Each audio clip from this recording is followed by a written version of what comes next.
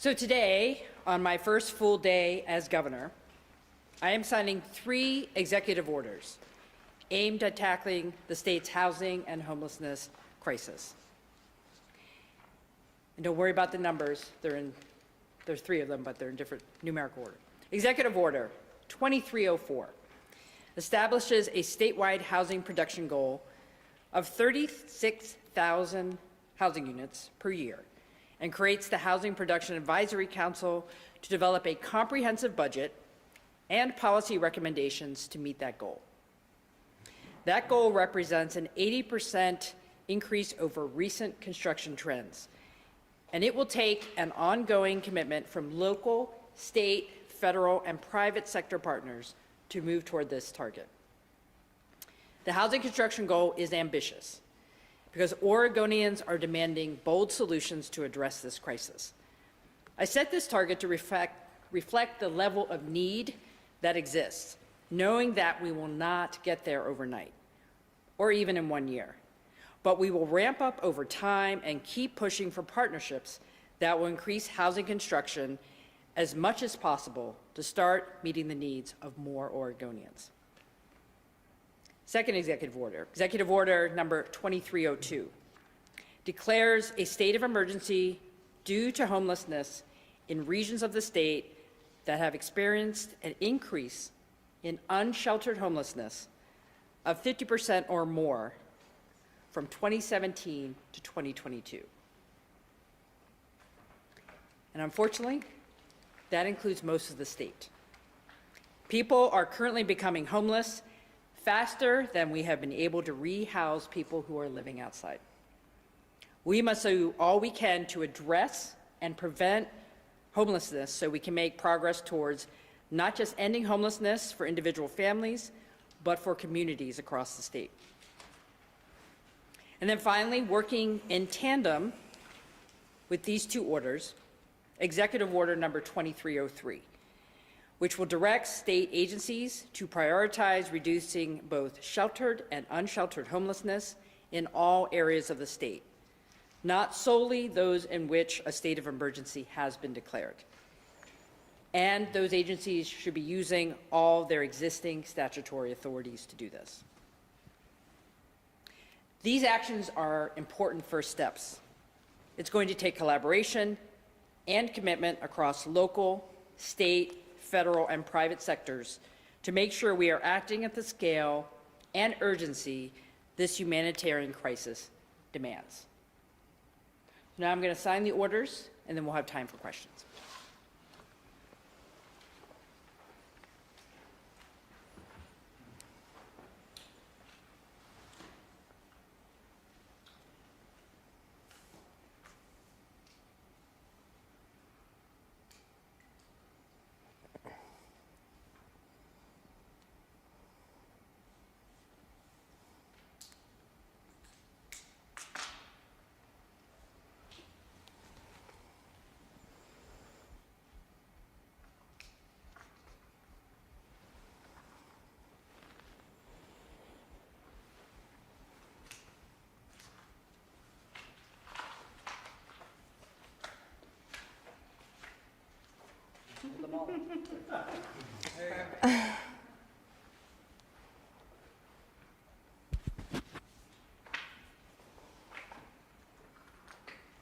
So, any questions? Governor, in addition to these orders that you mentioned yesterday, you also mentioned your request for $130 million. Can you give us some more details on how you want that money to be spent, and if there is a timetable you want the legislature to act on your request? Thank you for the question. We have to bring urgency to this. It's not enough to sign executive orders. So that $130 million investment, I will be encouraging our legislative leaders to work with me to move those resources as soon as possible to prevent more people from becoming unhoused, to help create more transitional shelter, and to provide more services to those folks who are living on the streets.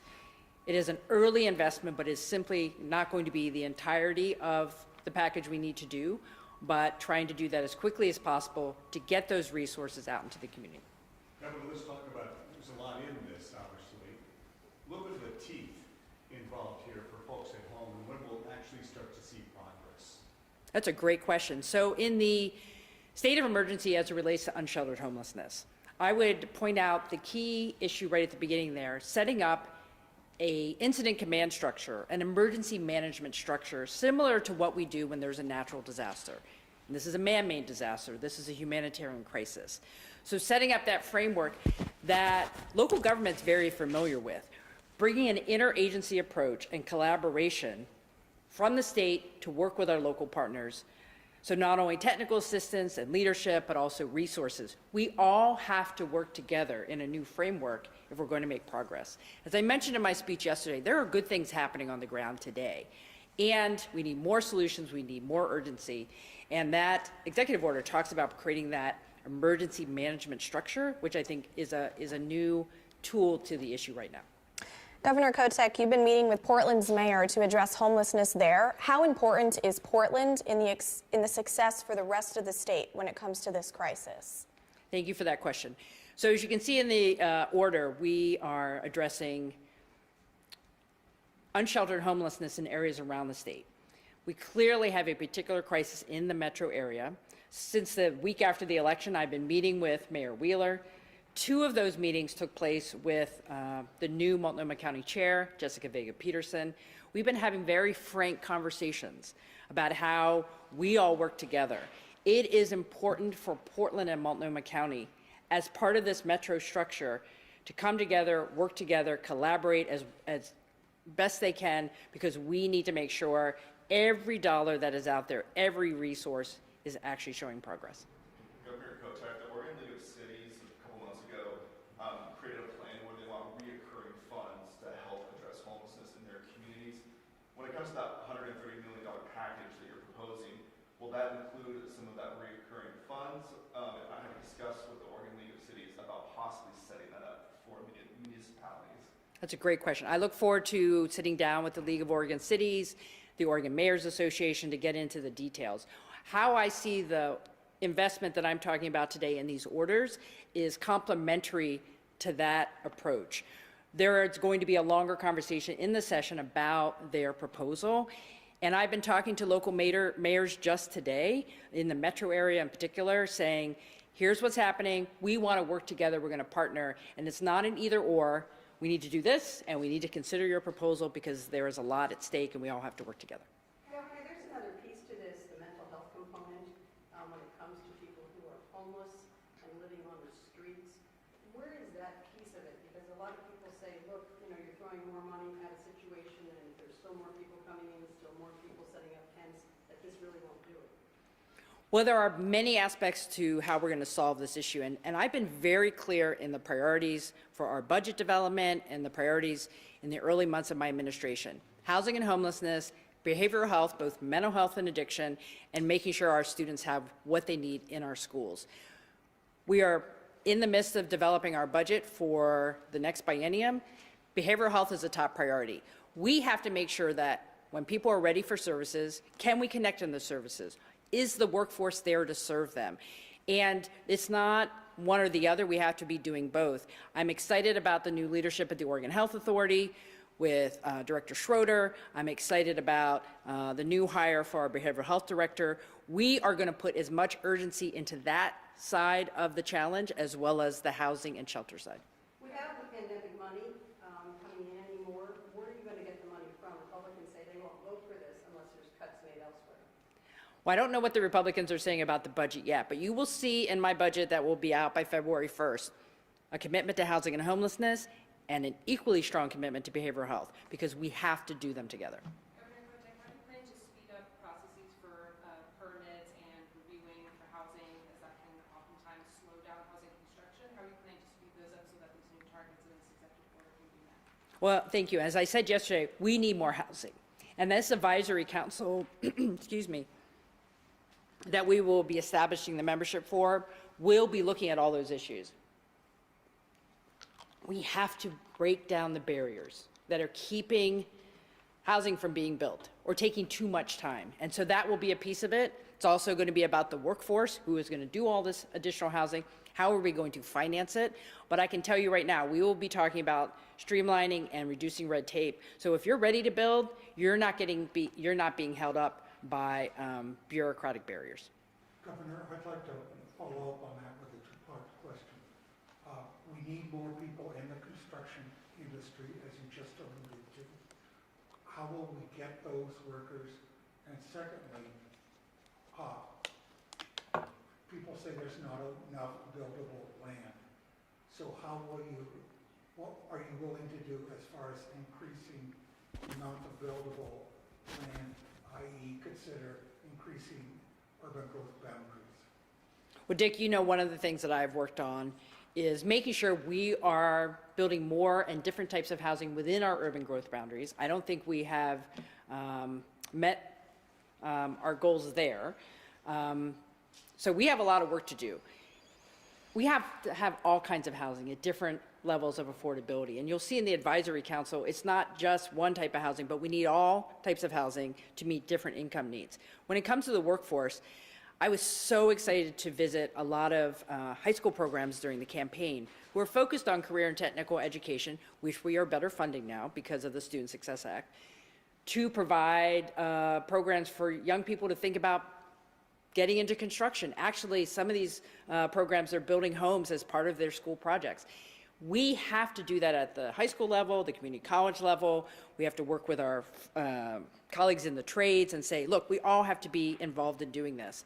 And you know what? The entire West Coast has this issue. So Oregon has to be very intentional to build our homegrown workforce to do this construction, and we will. And you'll see in the advisory council that it does speak to having the Higher Education Coordinating Commission connected with that because of their role in workforce development. Governor, what's the timeline for this council's work? How long is it going to take to actually see these policy changes made, to actually see 36,000 homes being built per year? Well, as I said in my opening remarks, and thank you for the question, it's going to take time. We're not going to build all this in the first year. But we have to ramp up, we have to be ambitious, we have to work hard. I'm hoping to designate that advisory council as soon as possible. Remember, this is only my first full day on the job. I'm wearing sneakers because I didn't pack other shoes when I moved to Mahonia, so let's be clear. But we need to get that advisory council up and running. They're supposed to have initial recommendations to me by the spring, and hopefully we'll have some movement in this session, but definitely a full set of recommendations. And I've had some very helpful conversations with the private sector. Look, everybody's on board. People want to do this. They know that's the ultimate solution to the issues facing our state. So stay tuned. We'll have more details in the coming weeks. Governor, on a somewhat related topic, on the state hospital, you had public health officials under the previous administration say that there's not a lot of good options, or really none, with the state hospital. What do you make of that? Do you have any ideas for what to do with the state hospital with regards to admissions and capacity? We are working on that now to make sure it's reflected in the budget that we'll be releasing by the end of the month. We have to work on the community aspects both before people are coming into the hospital and making sure folks who are having issues are better served in their community so they don't need to go into the hospital, for example, through the criminal justice system. And we need to make sure the hospital can have more community placements when people are ready to go back to the community. And it's about supporting the workforce at the state hospital, because that is also an issue. So it is a multi-tiered problem, and we are working to address it in the next budget. And I've been having those conversations with the incoming director at OHA as well. Governor, going back to the $130 million investment, I think I have three questions. First, this, as you said, is kind of a start. And in your speech, you said it's going to help 1,200 people get off the street. But that's just a small fraction of the thousands of homeless people who are unsheltered, et cetera. How much more money is it going to take to get everyone off the streets, and do you have a plan to get that underway, especially since you just declared this as an emergency? Right, thank you. Well, first off, we have to start somewhere with more urgency and a more proactive role for the state, and that's what you're seeing on these emergency orders today. The proposal that we will have in the legislative session through our budget We'll also be talking about construction and other types of the housing pipeline. This is an early investment to deal with unsheltered homelessness. We have to make progress. And again, there are things happening in communities right now. It's not just 1,200, but the state is saying, we have to do more. Let's get another 1,200 off the streets. We have to build momentum. We have to build more services. That will increase numbers over time as well. We just can't stand still and say we don't have a complete plan. We have to start somewhere, and that's what you're seeing here today. Do you see, have a number in mind of how much money it's going to actually cost down the road, of how much investment needs to be made? We don't know yet, but we'll be calculating that. Do you expect bipartisan support on your budget when it comes to homelessness and everything you've got planned here? What I have heard uniformly, both from our Democratic leaders and our Republican leaders, is an interest in housing and homelessness. It's affecting all corners of the state. And this initial investment will be really focusing on those places who have seen significant increased unsheltered homelessness. But the order as it relates to the state, and we haven't talked about that much, we as a state and our state agencies have to prioritize this issue. Every agency is going to be put on notice that this is part of your mission as well. Dealing with housing and homelessness, making sure there are no barriers to communities getting the help they need. This isn't a partisan issue. And that I'm, in my conversations with the Republican leaders, they know this is a challenge. And we have to put as much as we can together towards the problem. And that's what we are going to do during the session. Speaker Wakefield said yesterday that the House has a plan for something on housing within the first 60 days of session. Have you had a chance to talk with him or House Democratic leaders about what they're proposing? How does it compare to your early asks? I haven't yet, but what I've been hearing in our early conversations, I did let them know what was going on here today. I think they are complementary, and it's not one or the other, and I look forward to sitting down with them as early as next week with him and the Senate President to talk about what they're actually proposing. Governor, how will you enforce the sanctuary status of the state? And I ask this because we've had viewers that have messaged us saying that they thought ICE knocked on their door and that they've taken family members as recently as a couple weeks ago. So how will you as governor enforce the sanctuary status of the state for our community that really sometimes lives in fear to say, will today be the day that I get arrested? Thank you for bringing that up. State law is very clear about what is allowed and not allowed in Oregon. And I would like to hear more about those particular incidents because we have to make sure that's not happening. And as governor, communicating with local law enforcement that they need to follow the law. Governor Kotek, just quickly doing the math here, the $130 million in that investment package, it breaks down to about $108,000 per person if you're going to use that money to help 1,200 people. That's quite a lot of money for each homeless person. Is that how it will break down? Well, we will be able to share more of those details in the coming days, but think about it this way. It's both rent assistance, which looks different than, building a new shelter, plus providing services. So it breaks down in different ways, but we'll try to get you that info as soon as we can. Governor, yesterday you mentioned one of your predecessors, which was a little bit of a surprise, but he was also a governor who committed to regular meetings with reporters during the session, at least weekly. And I'm not asking you about your timetable, but none of your other predecessors have had that commitment. You did meet with us as House Speaker regularly. You missed that, didn't you? I promised to have peppermint patties. It'll be great. So. I'm not asking for peppermint patties either, but I'm asking you, have you decided what kind of regular contact you will have with members of the media? Well, I'll be honest, we haven't set that schedule yet. This is my first full day in the office. However, I've enjoyed my media availability when I was Speaker of the House. I think it's important to have those ongoing conversations and not wait for everything to pile up. So I'm hoping we can do that on a regular basis. We just haven't figured out the schedule yet. So. Sorry, I was just wanting to clarify what your I know you said initial recommendations likely by the spring for this team, but any clarification on what exactly is you're hoping this team will be able to accomplish, or what it might look like, especially community partners who might be concerned, is this another agency we have to coordinate with, or exactly what those recommendations might look like. Thank you. About the Housing Supply Advisory Council. So that's a really helpful question. So I think what's really important is to look at how we're doing business now. One of the themes that I talked about yesterday in my opening remarks was accountability and better customer service. We're already approving permits now. We're already doing those things, but some of them are just taking too long in certain parts of the state. Local government needs to be encouraged, and whatever we can do with the state to make it easier for them to do approvals, we need to get there. As I was responding to Dick, we can do more production within the urban growth boundary. We don't need to have a big land use conversation right now, although that might be in the future. What we need to focus on is how do we do our business now?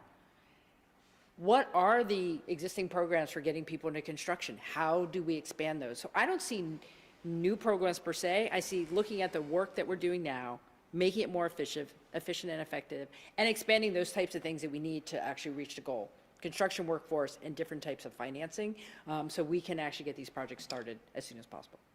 We have time for about one or two more questions. Okay. Anyone who hasn't had a question yet?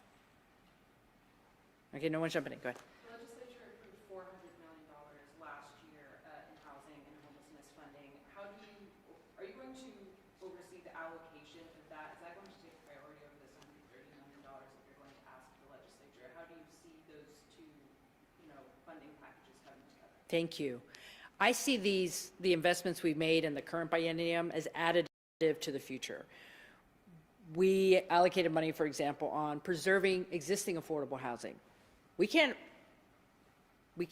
lose any currently affordable housing that's out there that could have been subsidized by the federal government in the past. So we have to make sure we have that. We have to continue that work. We had programs to increase down payment assistance for people to move into home ownership. We got to go down that path as well. We have to continue to do LIFT, which is a state bonded program to build more affordable housing. All of those things have to continue to move forward, and then we got to add on it because our goals are not being reached.